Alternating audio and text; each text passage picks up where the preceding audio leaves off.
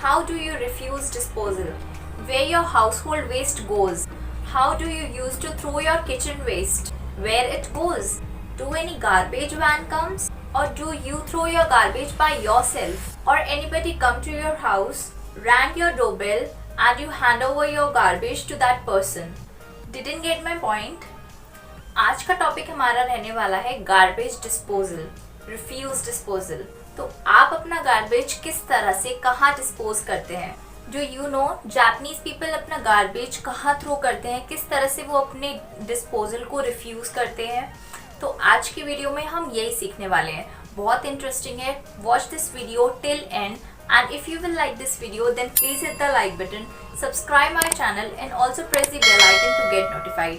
तो चलो शुरू करते हैं।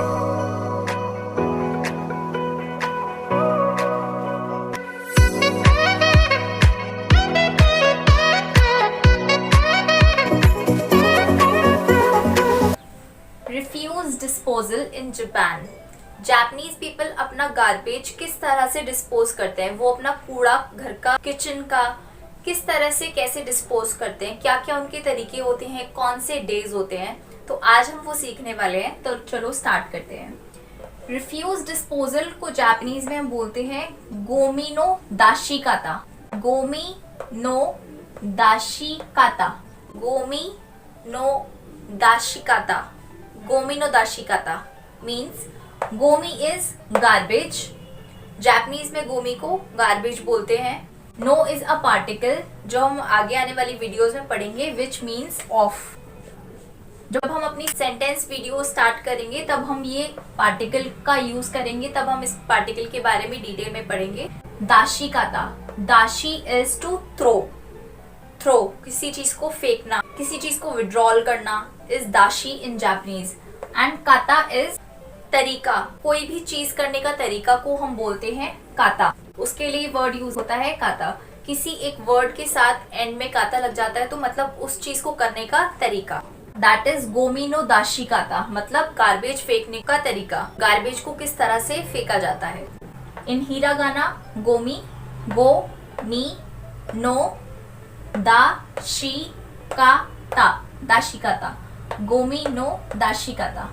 तो जापानीज पीपल अपना गार्बेज किस तरह से थ्रो करते हैं, उनके डिफरेंट डेज होते हैं, different days, different sites. Means काफी कंट्रीज में ऐसा होता है, इट्स नॉट नेसेसरी कि वो कोई एक पर्टिकुलर डे हो कि वो उसी दिन कोई गार्बेज डिस्पोज करना है उन्हें। एग्जाम्पल लाइक ऐसा कुछ नेसेसरी नहीं है कि हमें ये वाला गार्बेज लाइक पेपर गार्बेज हमें इस डे को डिस्पोज करना है। ग्लास, फर्नीचर और कैन बॉटल्स हमें इस डे मंडे को हमें ये रिफ्यूज करनी है, डिस्पोज करनी है।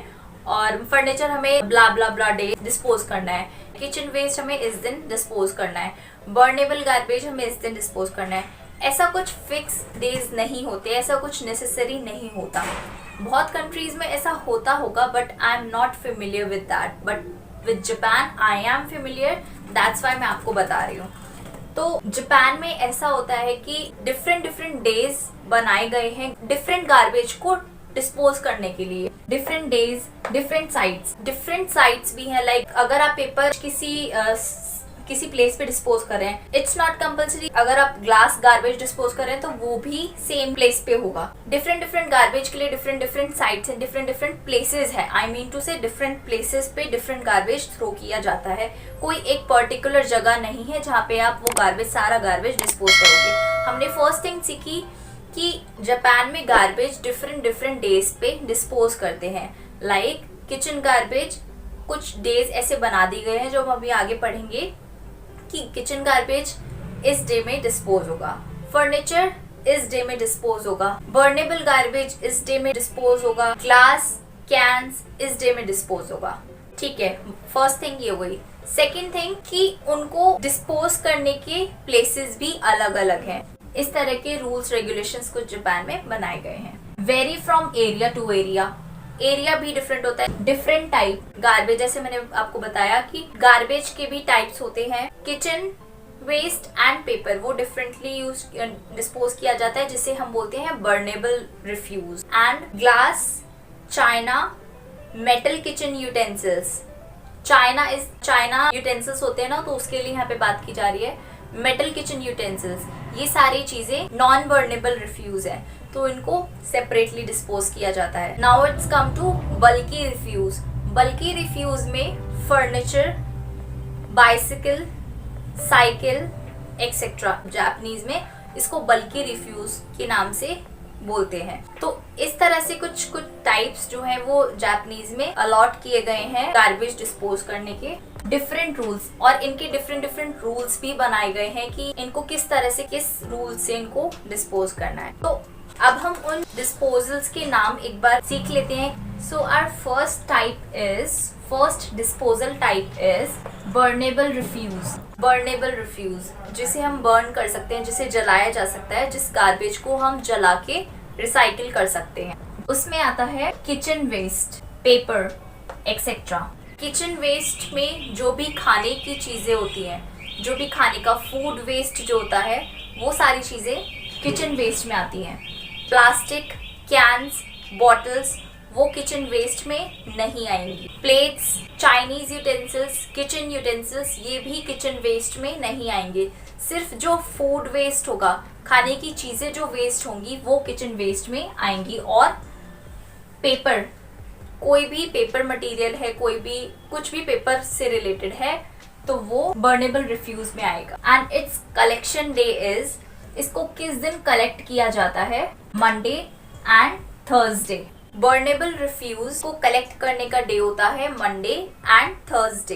तो इस टाइप के गार्बेज को हम 2 डेज कलेक्ट कर सकते हैं, मंडे एंड थर्सडे। जापान में जो भी, जैसे जहाँ पे भी, जिस भी अपार्टमेंट्स में रहते हैं, अब उनको टाइम कैसे मिलता है गार्बेज को मैनेज करने में, गार्बेज डिस्पोजल को मैनेज करने में?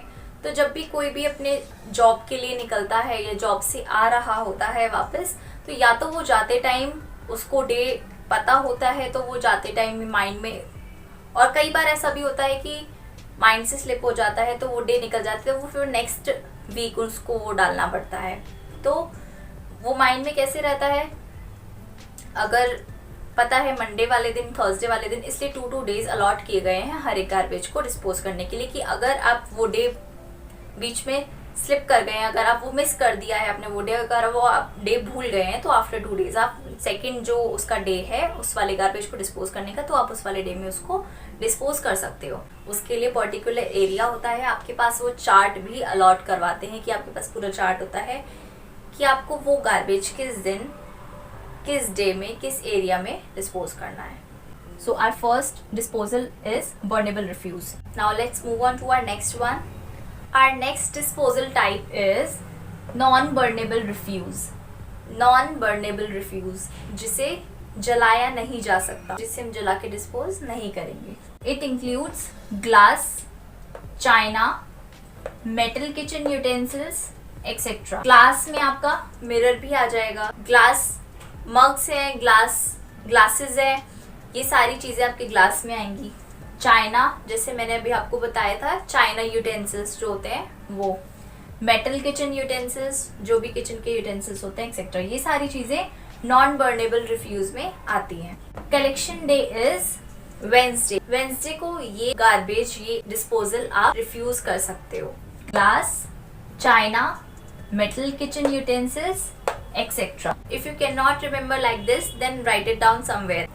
इसी तरह से हमारे और भी टाइप्स हैं, और भी गार्बेज डिस्पोजल टाइप्स हैं, जिस तरह से हम गार्बेज को डिस्पोज कर सकते हैं, जो कि हम अपनी नेक्स्ट वीडियो में सीखेंगे, नेक्स्ट वीडियो में स्टडी करेंगे, नेक्स्ट वीडियो में उसके बारे में इंफॉर्मेशन लेंगे। So guys, throw your garbage properly, at least in such a manner that you should separate your dry and damp garbage in different bags, so that the person who is collecting the garbage, who is doing his duty, will not find it difficult, because वो भी तो इंसान है ना। And it's our responsibility, it's our duty that we should keep our country, keep our environment clean and green.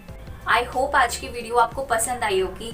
Japanese किस तरह से अपना गार्बेज डिस्पोज करते हैं, किस तरह से वो अपना डिस्पोजल रिफ्यूज करते हैं। I hope you have find it interesting. Even मुझे भी आपको इस टॉपिक पे बताने में बहुत अच्छा लगा। बहुत यूनिक टॉपिक है कि जापानीज अपना गार्बेज किस तरह से डिस्पोज करते हैं, कहाँ कहाँ डिस्पोज करते हैं। आई होप आज की वीडियो आपको पसंद आई होगी, समझ आई होगी। इसी तरह से मैं आगे भी इंटरेस्टिंग टॉपिक्स पे वीडियोस लेके आती रहूंगी। If you find this video interesting then please hit the like button, subscribe my channel and also press the bell icon to get notified. तब तक के लिए do practice whatever we have learned in our previous classes. Learn those vocabulary words. Practice hiragana, Japanese script. I will meet you in my next such interesting and informative video. Till then, bye bye. Take care and keep smiling.